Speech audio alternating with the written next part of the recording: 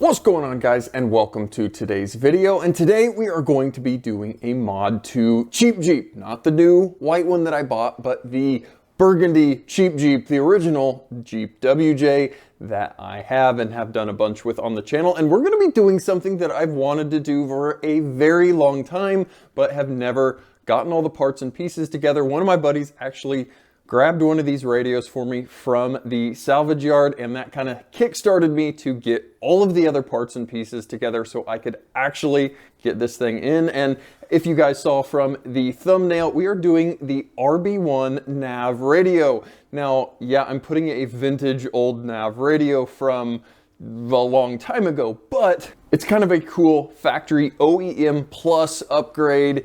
Kind of cool having a screen on a old 99 Jeep Grand Cherokee, but on a 99 through 01, it does require a little bit of extra effort, and I'll show you all the parts and pieces, and then we'll go throw this thing in, and it should work pretty quickly. So we've got everything we need here. We've got the RB1 radio, which again, it's not a touchscreen. It is just a older nav radio. You've got a little joystick here that you have to navigate around the menus with, but it's kind of a cool upgrade just because it looks factory. It goes with the interior. I'm not a huge fan of aftermarket radios, but the radio, you are going to need the navigation antenna, which will be in whatever the donor vehicle that you find. Which brings up, what can you find these things in? Grand Cherokees, Grand Caravans, Town and Countries, all of that kind of Jeep, Chrysler, Dodge stuff that, you know, might have been a high level trim vehicle that would maybe have that radio. Do some searching around your local salvage yard, junkyard,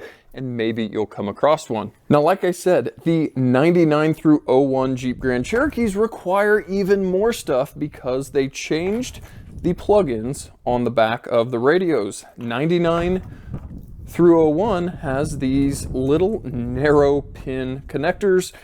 02 and up, they changed to this. So you need to buy a adapter. Now, Mopar made this adapter way back in the day, and this is that part number. There are still just a few left in the nation. I was able to get this thing picked up from Mopar Vintage Parts. But even if you don't want to go through your dealership, there are some online. I believe on eBay you can find the same pretty much harness that should do the job. I just wanted to get the Mopar one because I don't know, Cheap Jeep requires only the best. Now, the last little part of this thing is the AM FM antenna, because they of course did change the antenna connector on the later radios. And then the navigation disc. These, I believe you can still get from Chrysler, but they're like $200. They're outrageous, they're crazy.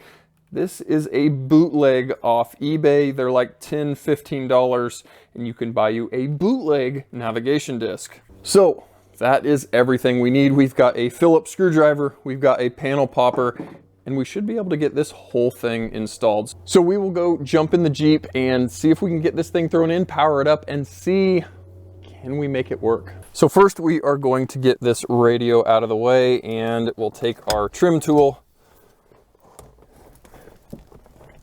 and work on both sides of the dash, and that whole piece will come out with the air vents.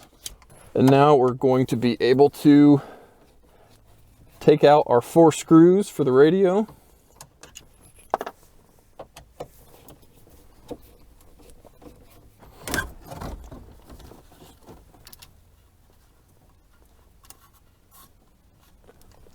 We'll get all of the connectors unplugged and the antenna unplugged. Now, one thing I'm unfortunately going to be losing is my 10-disc CD changer in the back, because the connector is different on the new RB1 radio, but I honestly have never even used the 10-disc CD changer, so I'm not too terribly torn up about it. Now, one thing we are going to have to do is take the instrument cluster out, because the navigation antenna supposedly mounts on a little shelf up there behind the instrument cluster. So we will get that pulled out and see what it looks like back there. So for the instrument cluster, we will need to pull off this lower piece of trim.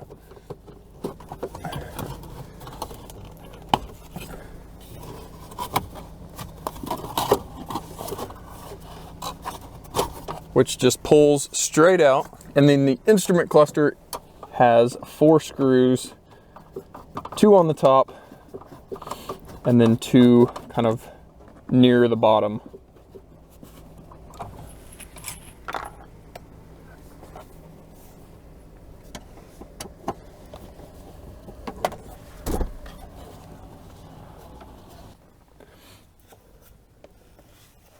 So up behind the instrument cluster, I believe we are going to be mounting up here.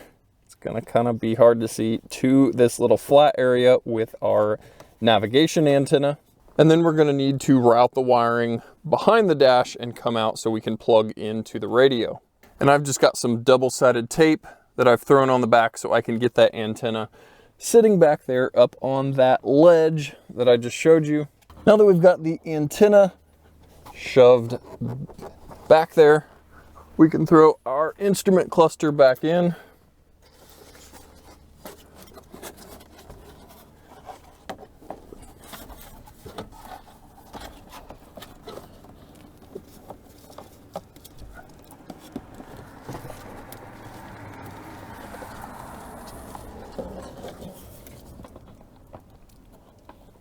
We can now take our adapter harnesses here. We can get our radio antenna plugged in.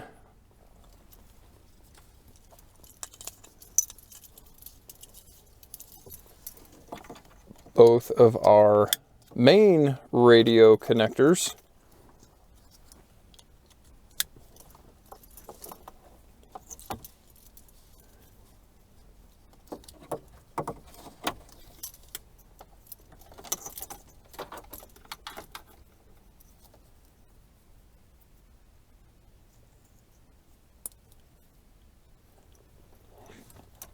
And then we've got a radio ground connector, and all of this mess needs to get shoved back in the dash, and then we're going to be able to get our radio set in, plugged in, and hopefully powered on.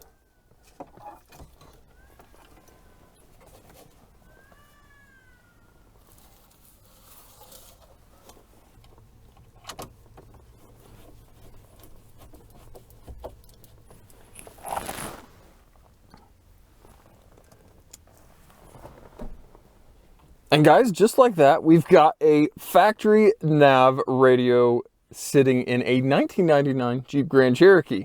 Let's turn the key on and see if this thing works. So as you can see, with it powered off, we have a clock, which is always good. If we power it on, we've got our AM, FM, CD, auxiliary, and I believe this thing already has a CD in it, and we got lucky and got a bonus Metallica CD. But if you click nav, obviously it comes up and says no disc. And that is where our knockoff navigation disc comes into play. We are going to grab this thing, throw it in, and see what happens. So once that nav disc has booted up, it's telling us to always obey traffic laws, all of the normal legal stuff. And we are loading our maps. And we can hit our little enter button over here. And look at that, we've got destination, setup, option, and map. But that's what we want to hit right there. We've got our old navigation sitting right here. And yeah, guys, I know it's outdated. There is going to be old streets. You know, I believe the last time these things were updated was like 2012, but don't quote me on that. So obviously the streets are going to be really outdated, any new streets, but one of the really cool features on the RB1 radio is the trail, the off-road trail feature. And no, it doesn't show you trails, but you can go up to trail and the map will show you a little kind of breadcrumb trail as you're driving. So if you're out navigating some new trails, you aren't going to be driving in circles. You can really look at the map and see where you've driven, where you've come from, and it works really, really cool. So guys, kind of a cool little upgrade. Yes, I understand it's a little old and outdated, and it's not some Apple CarPlay, Android Auto based system with a big, huge screen, but man, I really like factory upgrades on these things. It's kind of cool making and building one, optioning it as you could or wanted to back in the day. So I don't know. Yes, modern technology is awesome, but it's kind of cool making some old technology come alive again and getting it back on the road. And you gotta admit, a screen in a 1999 Grand Cherokee, it's kind of cool. So guys, hopefully you learned a little information if you hadn't known about the old vintage Chrysler, Jeep Chrysler Dodge navigation system. You got to see it. You got to see it actually come on, and we're gonna have to play with this thing once we get to go off-roading again and watch our little trail breadcrumbs behind us and see if it can help us not drive in circles all day long. And that'll be kind of nice too. So guys, thanks for watching another Cheap Jeep upgrade update video. And guys, as always, thanks for watching, and we'll catch you guys next time.